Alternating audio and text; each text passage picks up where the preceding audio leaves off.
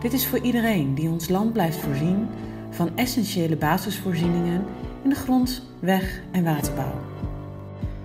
Zonder jou kunnen wij niet met onze beide benen op de grond staan. Zonder jou kan iedereen uit vitale sectoren niet meer de weg opgaan.